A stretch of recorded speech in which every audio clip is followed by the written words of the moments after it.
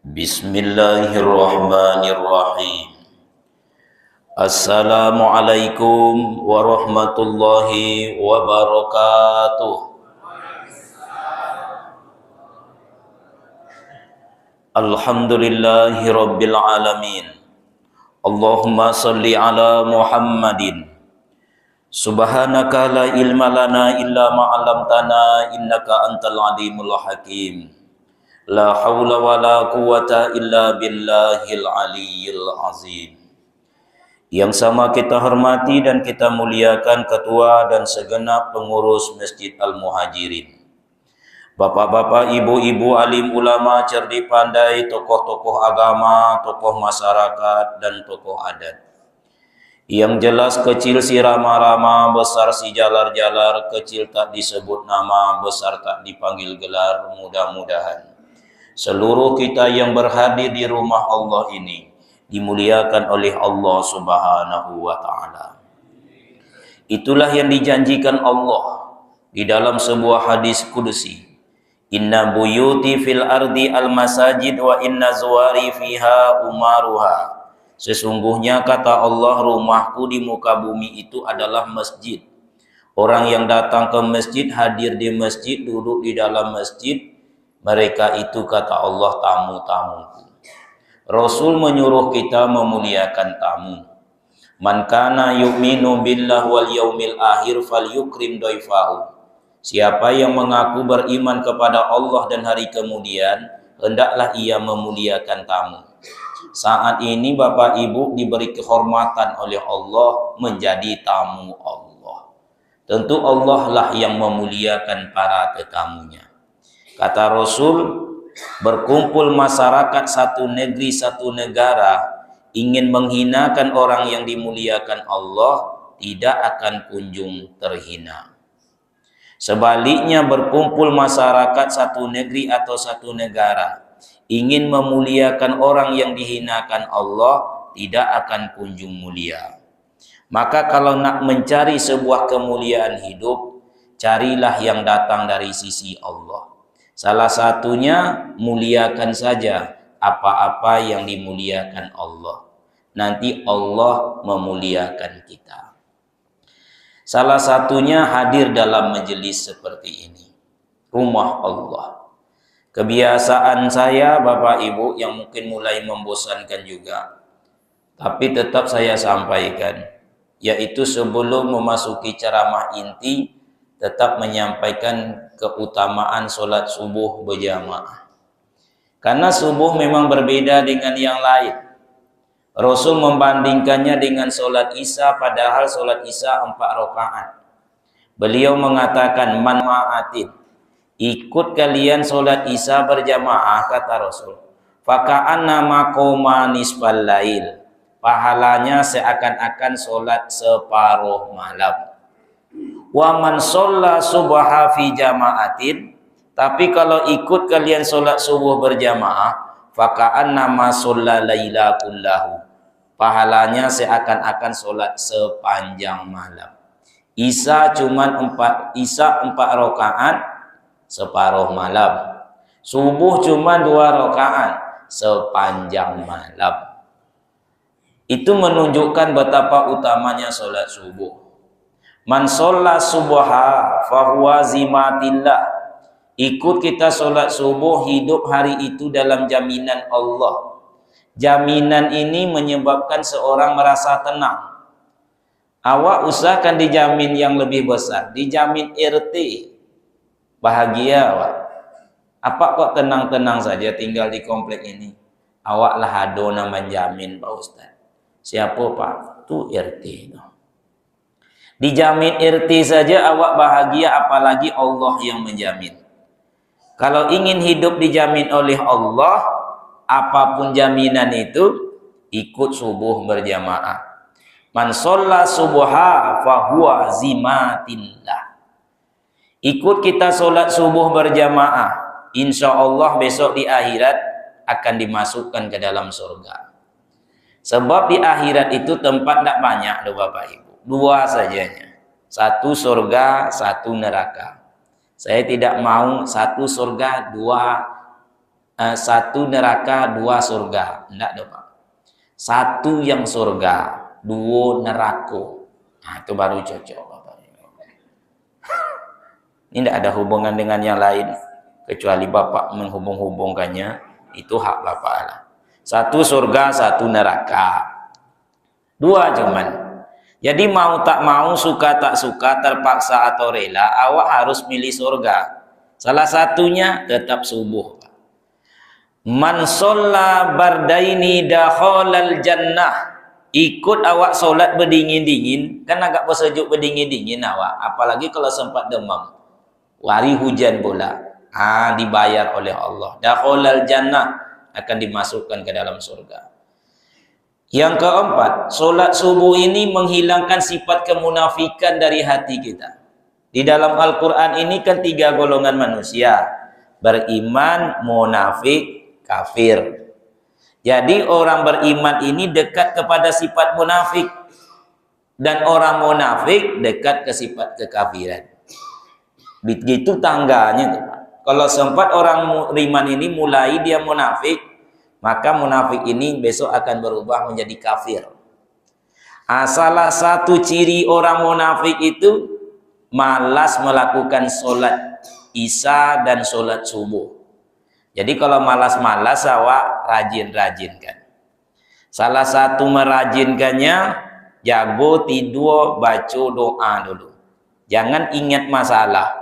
Alhamdulillahillazi ahyana ba'da ma amatana wa ilaihin nusur. Sebab ada orang bangun langsung ingat penyakit. Oh Tuhan, rasukan hancur badan konde. Alhamdulillah masih dibangunkan Allah. Banyak subuh tadi orang tak bangun-bangun lagi. Lalu segera berwuduk, lebih elok kalau mandi. Buka mata itu siram dengan air. Kalau perlu dengan air menggelogak. Mandi bersih-bersih, gosok lama-lama, ringan badan itu insya Allah. Dan itu obat.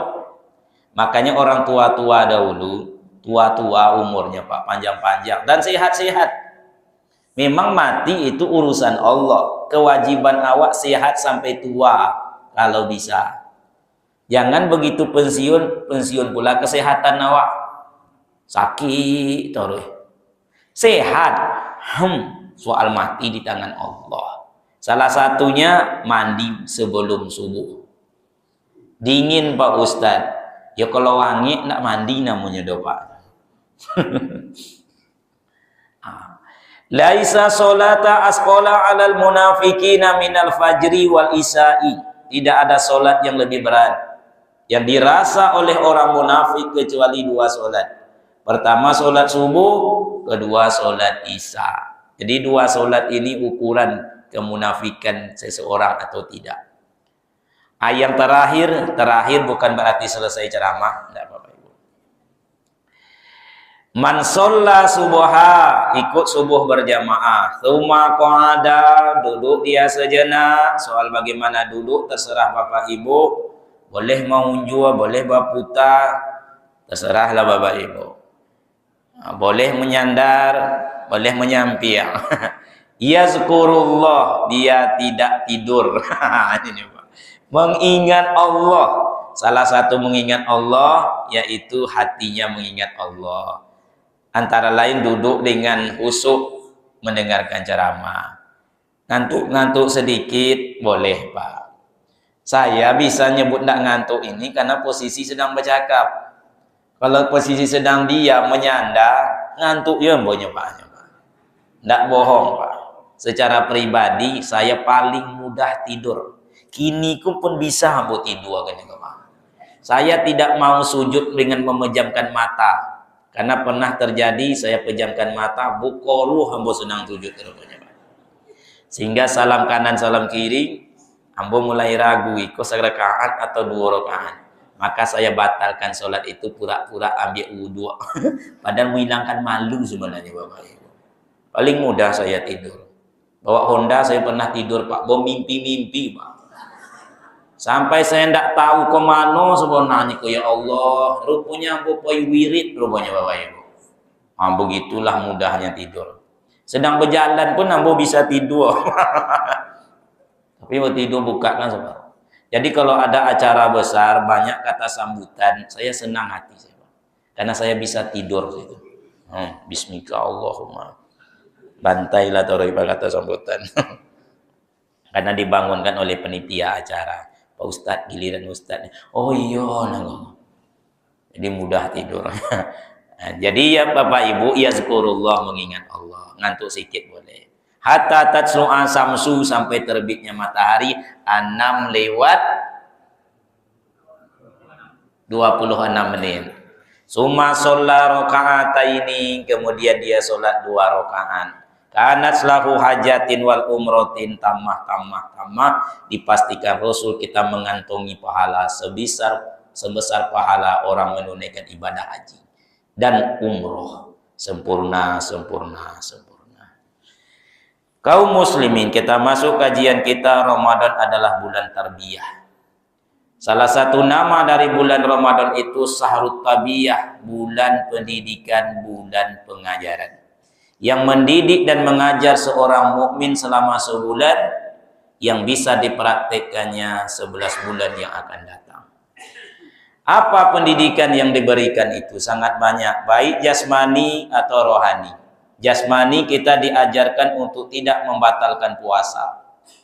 Rohani mengajarkan kepada kita untuk tidak menghilangkan pahala puasa. Satu sisi menahan jasmani, sisi lain menahan rohani. Kedua-duanya perlu ditahan. Bapak Ibu yang berbahagia, apa pendidikan tersebut? Dari sekian banyaknya sisi-sisi pendidikan, maka Ramadan mendidik kita untuk menghilangkan sifat-sifat tercela dari jiwa. Ramadan menghilangkan sifat-sifat tercela dari dalam jiwa. Apa sifat tercela tersebut? Ada 3. Kenapa 3? 3 inilah kaum muslimin induk daripada segala sifat tercela. Mana yang 3 itu? Inilah yang awak bicarakan secara sederhana satu persatu insya Allah. Yang pertama adalah sifat sombong. Kenapa demikian? Sifat inilah yang pertama yang dilakukan oleh makhluk kepada Tuhannya, yaitu kesombongan iblis di dalam surga. Itu tampak tak kala Allah berfirman kepada para malaikat,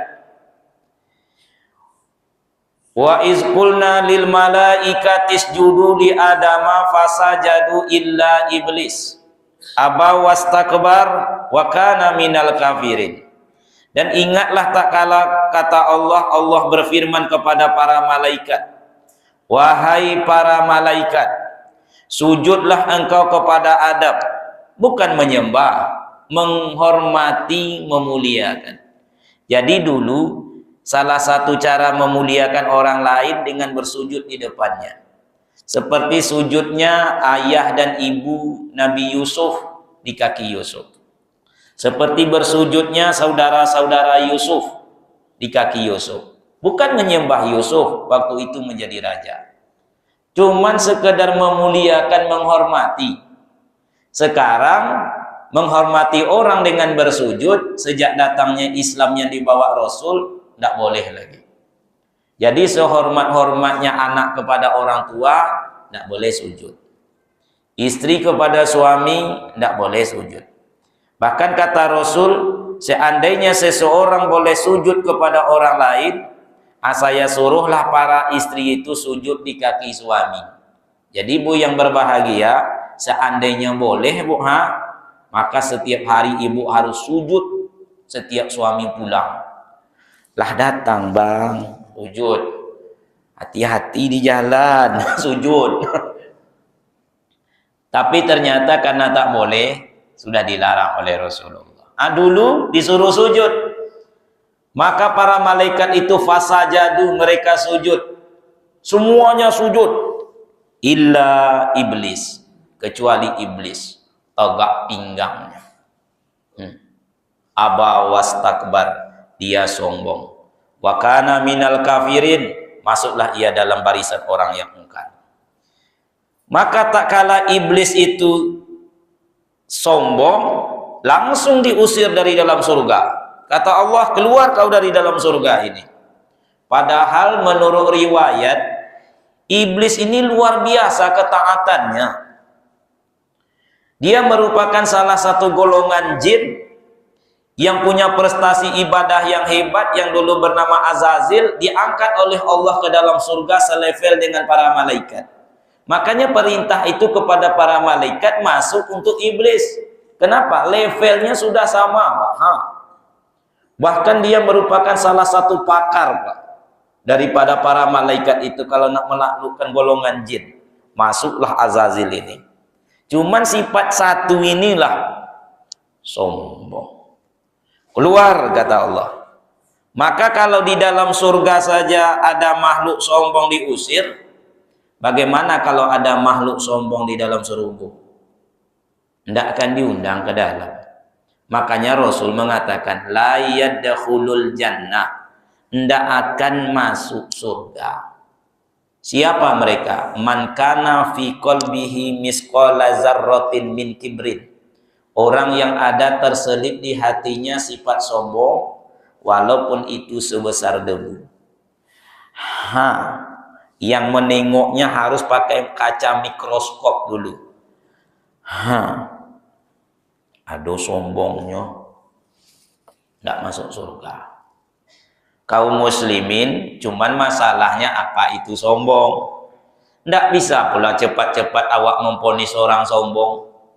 Nampak bapak itu pakaiannya steady, gagah, rapi, harum, wangi. Alah, sombong, minta ampun. Belum tahu sombong. Orang pakai mobil mewah. Titit. Sombong. Orang memugah rumah. Orang menang julo-julo. Arisan. Sombong ibu. Orang tak sempat menegur awak karena kesibukannya. Sombong, Ustaz. Kemarin berpapasan di Jalan Sumberantas, tak ditogonya. Ambo tak menengok apa? Ambo nengok orang jualan. Sombong. Apa itu yang disebut dengan sombong? Nah, itu yang ditanyakan sahabat kepada Rasul. Hadis sahih riwayat Muslim. Datang seorang laki-laki. Ya Rasulullah, wahai Rasulullah, saya ini kalau berpakaian senang yang rapi-rapi, yang indah-indah, yang elok-elok. Apakah dengan seperti itu saya disebut sombong ya Rasul? Kata Rasul, innallaha jamil yuhibbul jamal. Allah itu maha indah dan senang dengan keindahan. Jadi yang indah-indah Allah suka, Pak, karena Allah maha indah. Jadi kalau ada pakaian awak yang indah, pakai. Bukankah Allah jelaskan dalam Al-Quran, bila engkau ke masjid pakai perhiasanmu yang indah-indah, yang elok-elok. Rasul itu kalau menghadap kepada Allah, dicarinya pakaian terbaik, bahkan penampilan Rasul lebih indah dari bulan yang sedang purnama. Jangan berikan sisa-sisa di hadapan Allah. Maka kendaraan yang indah, rumah yang indah, pakaian yang indah, tutur kata yang indah, hati yang indah lebih dicintai daripada yang buruk-buruk. Pakai dan elok-elok. Ya Rasulullah, saya suka yang indah-indah, yang elok-elok. Apakah dengan itu saya disebut sombong? Kata Rasul, innallaha jamil yuhibbul jamal. Allah maha indah, suka dengan keindahan. Yang sombong bukan begitu. Kata Rasul, sombong itu al-kibru batarul haq wa ghamtun nas. Sombong itu kalau kau menolak kebenaran dan menghina manusia. Dua hakikat sombong. Satu, menolak kebenaran. Dua, menghina manusia. Kalau ada dua ini, awak disebut sombong. Satu, menolak kebenaran. Bukankah itu yang dicontohkan oleh iblis itu? Allah bertanya dalam surat Al-A'raf kepada iblis, bukan Allah tidak tahu. Ditanya oleh Allah, wahai iblis, kau tidak mau sujud kenapa? Ditanya alasannya. Dijawab oleh iblis, ana khairum minhu. saya lebih baik daripada dia. Jadi pertama disuruh sujud tak mau sujud, nah itu sombong tuh Pak. Hari ini awak kalau disuruh sholat tak mau awak sholat, sombong loh. Disuruh puasa tak mau puasa, sombong. Pokoknya disuruh melakukan taat tak mau, sudah masuk sombong. Yang kedua, menghina manusia. Ana khairum minhum. Tuh hati-hati betul tuh. Saya lebih baik daripada dia. Merasa diri lebih baik, lebih elok, lebih berilmu, lebih tinggi kekuasaan, lebih elok pejabatan, lebih mengetahui, lebih paham, lebih taat.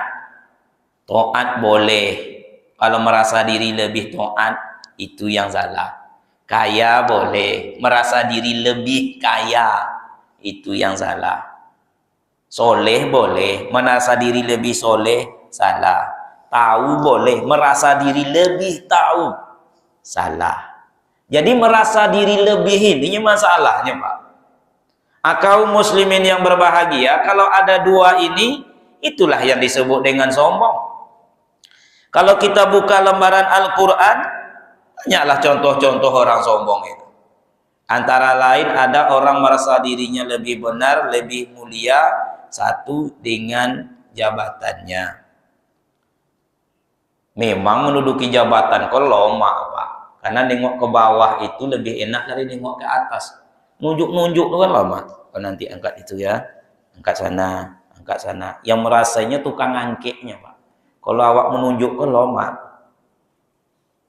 Siapa dia di dalam Al-Quran? Contohnya, namanya Fir'aun. Fir'aun itu tak kalah ditanya, dia mengatakan saya ini Tuhan yang maha tinggi. Dia sombong dengan jabatan.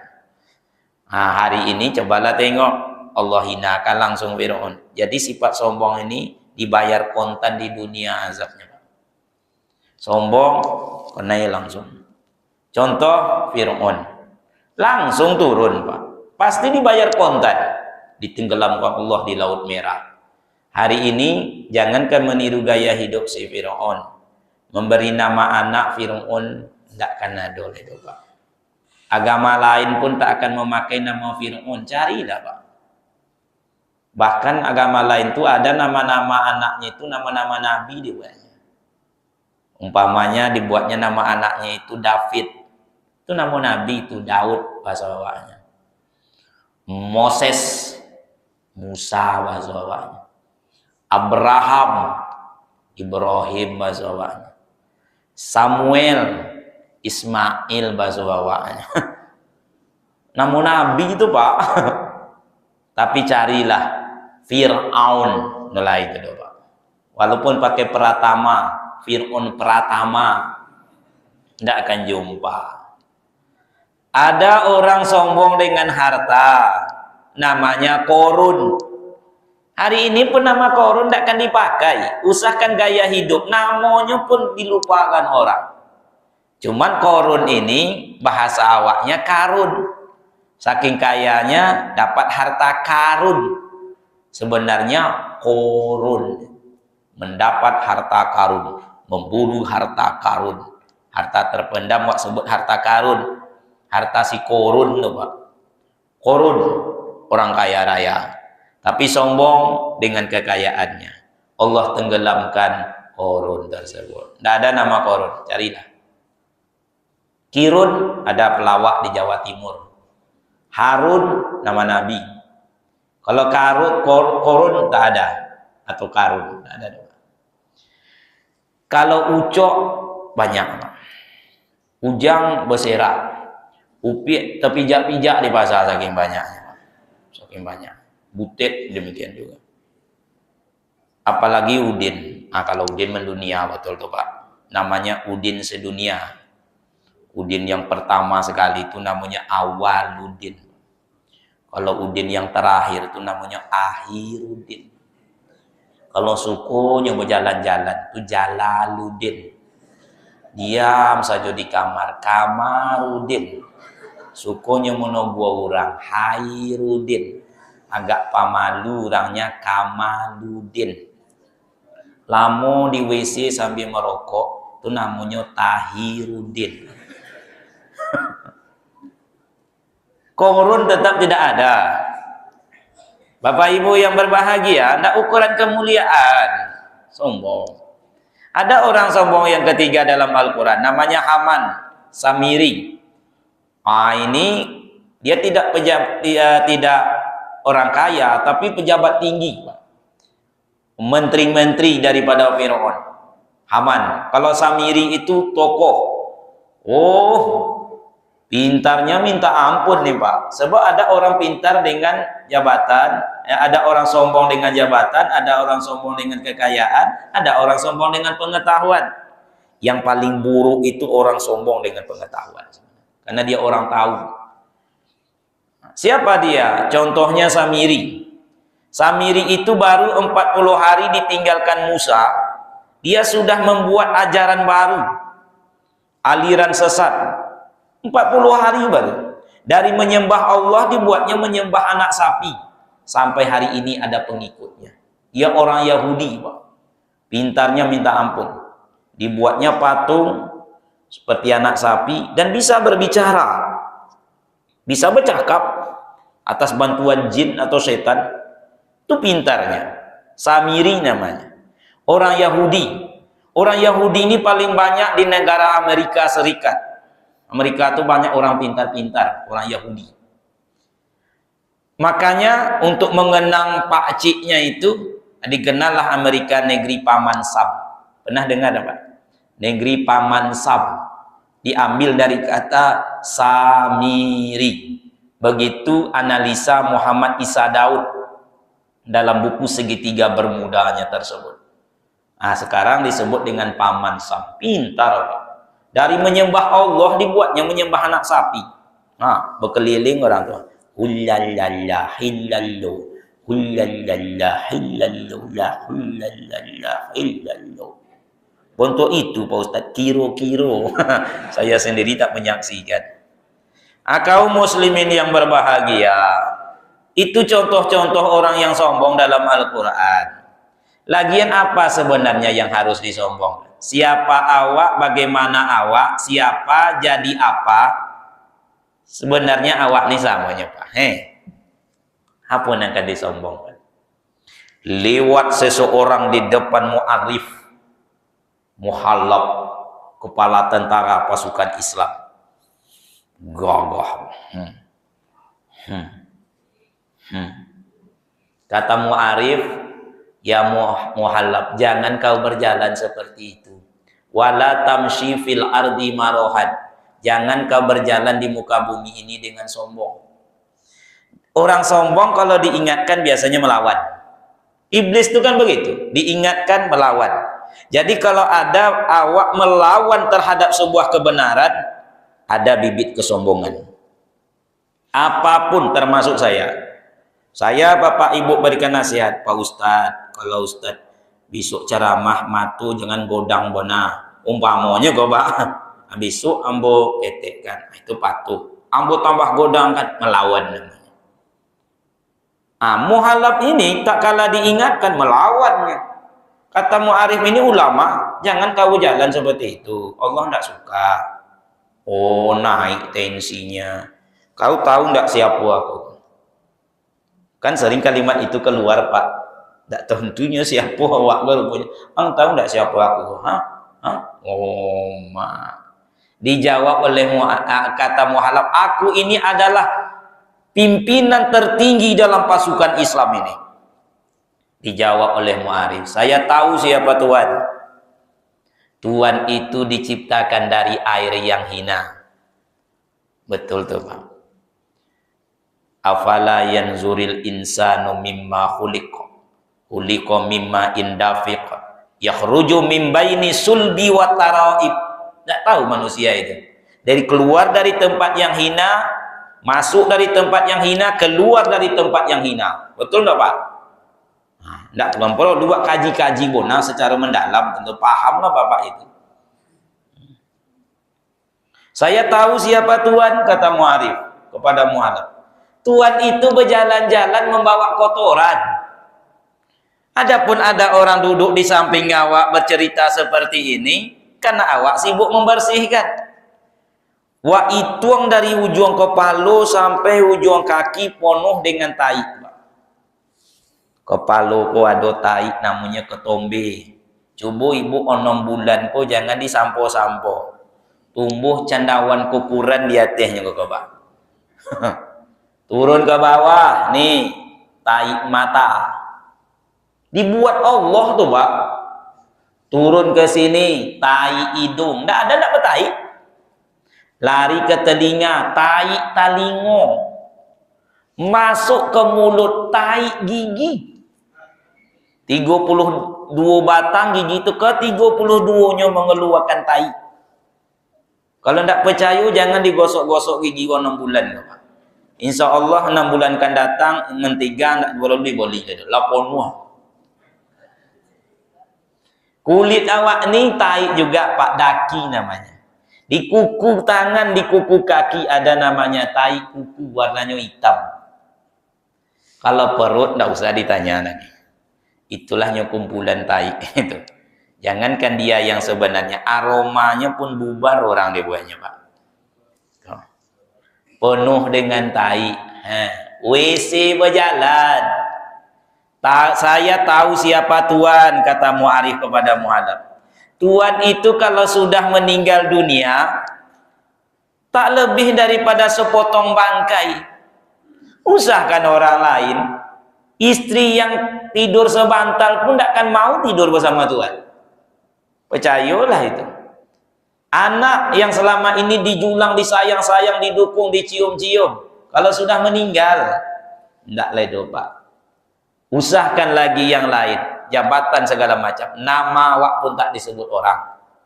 Begitu cepat orang melupakan awak. Angket mayat tu kemari, ya ndak? Ndak kan disebut ledo. Angket Ustaz Samsul Rijal tu kemari, ndak ada ustaznya ledo, Pak. Angket mayat tu kemari, tak lebih daripada sebatang bangkai. Kalau nyawa sudah berpisah dari badan. Bila Israel datang hampiri, tinggallah harta emas dan perak. Saya kalau melagu saya turunkan. Beko donga orang di luar sanggunya ambo gilo ka menyanyi. Nyo ndak hadir risiko. Napas terhenti, lemahlah diri, jasad terbaring tidak bergerak. Tiada lagi, donga ke Pak, teman ketawa. Rupanya awak golak-golak ke karena awak masih hidup. Kalau lah mati, cubalah golak. Kalau tidak lari orang, tiada lagi teman ketawa. Tinggallah pangkat harta melimpah. Ke tempat sunyi jasad dibawa, dalam keranda dibawa pindah.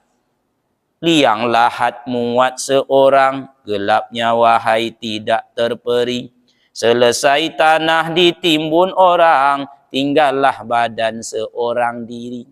Harta dan anak serta menantu tidakkan dapat mengambil alih. Hanyalah amal dapat membantu dan doa dari anak yang soleh. Ini lagu kok panjang kok, Pak. Kain pelekat dibawa mandi, sehabis mandi dibawa pulang. Amal ibadah dibawa mati, harta yang tinggal dibagi orang. Datang malaikat mencabut nyawa, wajah yang cantik tiada berguna. Suami menangis sebelah mata sambil menengok calon gantinya. Lah itu doh, Pak. Apa akan disombongkan? Sejak itu muhalaf merubah gaya jalannya. Itulah makanya Bapak Ibu, emak-emak awak di kampung, ayah awak di kampung, dia tidak S1, S2, S3. Hasil didikannya Bapak yang hadir inilah, Pak. Awak ini, itu hasil pendidikan emak ayah awak. Ingin tahu keberhasilan awak, tengok pula anak awak. Orang yang hari ini S1, anaknya sebenarnya harus S2. Seharusnya. Orang yang hari ini anak dia di S2, anaknya harus S3. Awak ini banyak sarjana. Ayah emak awak SR. Sekolah rakyat, termasuk saya nih, Pak. Sekolah rakyat, ndak tahu nyambung kelas berapa doh. Kelas berapa kau? Kelas sompek. Kan potang baru ayah hantar katanya. Tak pernahnya tahu. Tapi kalau pengalaman hidup, dididiknya awak dari dulu. Kalau bercakap nak di bawah-bawah. Kalau mandi nak dilie-lie. Jangan dimudik orang mandi. Kalau di sungai. Sombong namanya tuh. Dilie-lie. Berjalan luruh nak bakato bona. Sambil tidur awak di teratak ladang. Apa ibu dan saya awak orang kampung sadonyo. Jangan lupa tuh. Nggak adonan kota doh. Tandonyo kalau kenalan dengan orang di mana kampung. Nggak pernah ditanya di mana kota. Berarti awak sadonyo orang kampung, cuma tinggal di kota. Kau hari raya kau banyak orang bertanya kampung. Ustaz di mana kampung Ustaz? Ah itu ndak tuh hitung dah le. Pasti ya Pak. Pulang kampung besok. Kampung awak sadong. Di kampung di teratak. Ditidurkan awak dengan kasih sayang. Diayunkan. Tapi itulah orang dulu Pak. Pelajaran yang diberikannya tidak sama dengan ibu-ibu zaman now. Sebenarnya anak itu kan butuh kasih sayang, belayat emak ayah, tapi tidak sempat. Emak ayahnya sibuk main HP. Atau anaknya, mak nyanyilah, kata anak mak nyanyi mak. Mak nak pandai menyanyi tuh, kau aja nyanyi sendiri. Oh, putar kat lagu tuh, diputar. Lagu macam-macam Pak. Laluna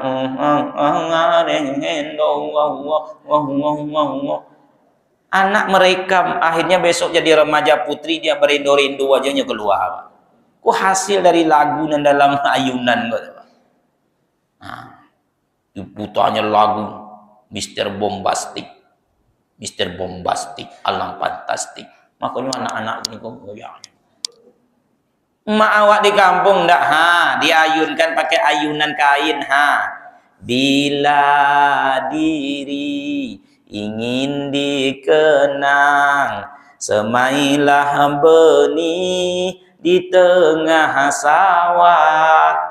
Bawalah ilmu padi di ladang, makin berisi tunduk ke bawah. Makin kaya, makin rendah hati. Makin tinggi jabatan, makin tahu diri. Tidak ada yang mentang-mentang. Kenapa ibu tidak menegur ibu itu? Kenapa apa dah Pak Ustaz? Ambo kan bini RW. Nyo tu bini RT. Inyolah duluan menegur ambo. Masa ambo dulu menegurnya? Mentang-mentang ceritanya kau. Makin tinggi ilmu, makin rendah hati. Orang berilmu, hati-hati Pak.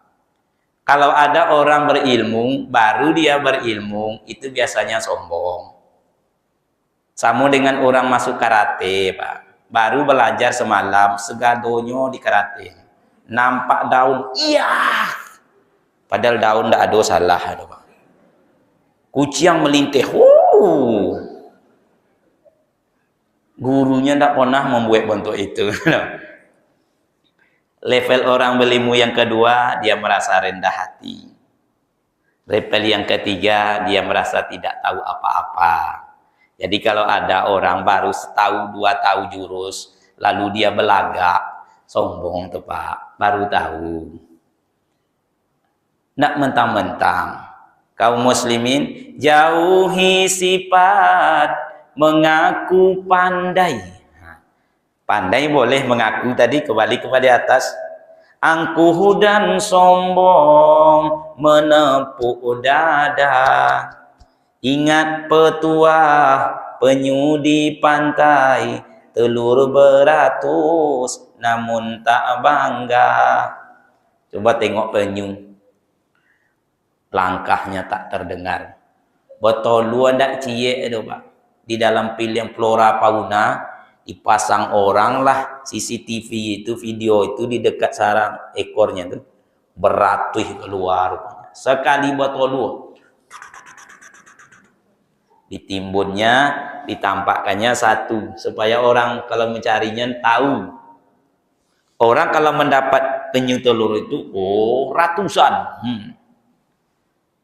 berjalan ke laut, nyaris tak terdengar oleh makhluk lain. Jauh bedanya dengan ayam di kampung. Bertelur satu ribut sekampung. Kalau ayam tu coba tengok apa? Bertelur nanti jam 12 siang, jam 6 lah mulai mengakak. Jam 6 pagi.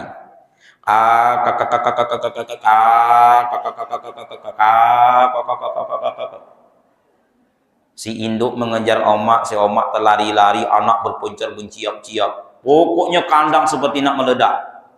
Tapi orang punya rumah tahu, ayam kena betul dua mungkin. Takut. Betul lu nyopak, tapi sebelum itu pengumumannya luar biasa. Masuknya ke dalam ruang tamu, bertengger di atas keramik. Kata ibu, "Syah!" Ayam pun lari keluar, di tendangnya keramik pocah cie. Masuk ke kamar tidur. Ibu ambil tangkai sapu, lempar, lari dia keluar. Sebelum lari ditinggalkannya ongoknya dulu di atas. Tai ayam. Menyumpah-nyumpah ibu. Dapat ayam bu kesemboli ayam bu bapak. Bertenggernya di atas goleh. Ibu makin hati-hati, ku pocah oleh kesayangan abu. Syah, ditendangnya pocah. Menyumpah ibu. Padahal dia mengumumkan bertelur cie. Banyak orang sedikit kemampuan, beritanya luar biasa. Ibu tuh cuman beli sendok, tapi sekomplek orang tahu. Awak alhamdulillah lah pagi tadi pergi ke Kedai Hajo beli sendok. Berapa cie? Cie-nya. Orang punya pabrik sendok 5 di Pekanbaru, Pak. Ibu kok cie-nya. Ini cerita sama suaminya. Alhamdulillah tadi bang bisa beli sendok. Suaminya pergi ke kedai kopi. Bini awak tadi beli sendok. Akhirnya karena suaminya ikut penitia Muzoji, izinkan saya mengumumkan pagi tadi ambo bini ambo beli sendok. Bila ingin harum bak mawar, jauhi sifat meninggi diri.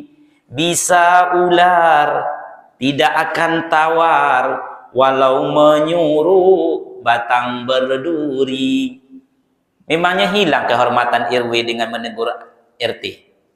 Mana Pak RT? Tak hilang dong Pak, makin mulia aku kalau RW kami itu. Nak sempat kami menegurnya, dia duluan. Nah kan iya. Usahakan awak lagi. Rasulullah tersebut Mustafa iwal mursalin imamul muhtadir rahmatan lil alamin khatamun nabiyyin. Banyak gelar Rasulullah itu. Tapi kata Anas bin Malik, 10 tahun aku tinggal bersama Rasul. Belum pernah Rasul memandangku tanpa tersenyum.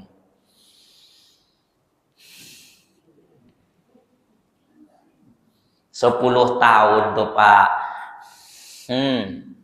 Menarik ujung bibir ke samping. Tak pernah Rasul mengatakan, kata Anas, kenapa engkau kerja begini? Kenapa tidak begitu? Kalau sudah berlalu, Rasul biarkan. Cuman sesudah itu Rasul mengoreksi. Tapi tidak membentak. Memang senyum ini Bapak Ibu luar biasa nih. Antara lain bukti kerendahan hati. Bukti yang lain, setiap satu kali senyum, itu seperti mengkonsumsi satu vitamin. Senyum Bapak ciek masuk. Senyum Bapak ciek masuk. Beku hipervitamin. Lawak Pak Ustaz. Enggak. Contoh sajanya itu. Orang yang suka marah-marah itu seperti memutuskan satu urat saraf. Marah ciek, putih ciek, marah ciek, putih ciek. Makin banyak marah, makin banyak putih. Maka kalau lah banyak putih, tidak ada normalnya lagi Pak. Nyalah putih sesadonya. Hidup Allah yang menghendaki. Kita menjalani, orang lain mengomentari. Itu bisa Bapak tulis di Facebook itu. Hidup Allah yang menghendaki.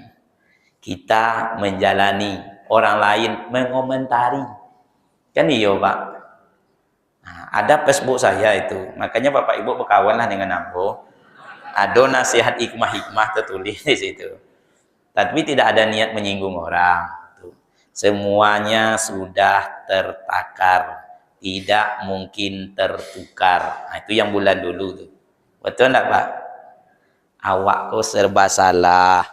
5 tahun yang lalu awak mendoa supaya si A kok naik. Betul enggak? Boyeyo, kini doa awak dikabulkan Allah, inyo akan naik. Awak indak niyo. Jadi nan mano nan niyonya? Kau jangan tersinggung kau ha. 5 tahun yang dulu bohiyo-hiyo Pak ha, supaya beliau kau naik.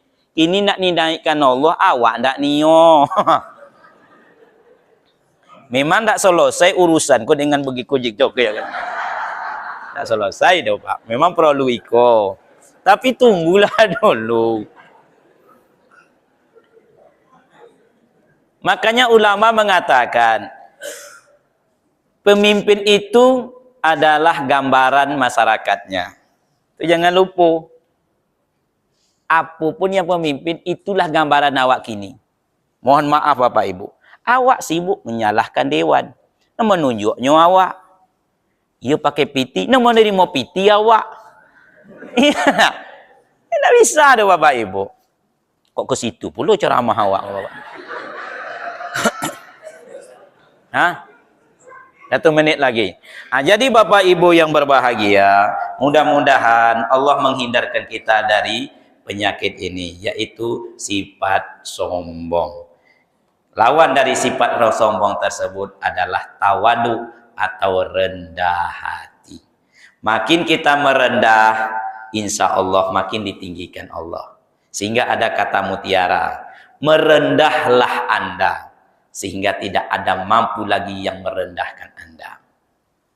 Mengalahlah Anda, sehingga tidak ada lagi yang mampu mengalahkan Anda. Mundur selangkah untuk maju 1000 langkah. Hati-hati Bapak Ibu dengan orang yang bertengkar. Kalau dia posisinya seperti ini, tidak usah takut. Tidak usah takut. Yang takut awak kalau dia mulai mengalah. Mundur dia selangkah.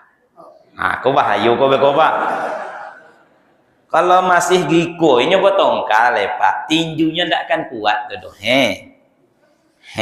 Tendang, tidak kuat tuh. Bisa diukur. Tapi kalau ada kawan buat tongkal lah mundurnya selangkah, hati-hati kau Pak. Lah, tidak lomak mereka menendang walau Pak. Ah, aku situ Quran. Belum kemana lah buat doa. Iku mohon maaf Pak. Hah?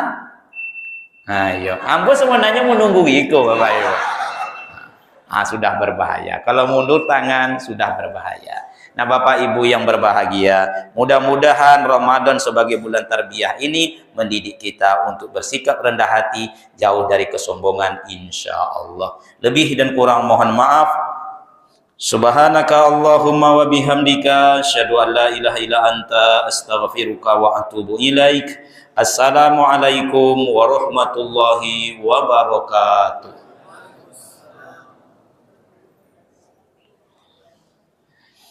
Alhamdulillah. Terima kasih Bu Dosen.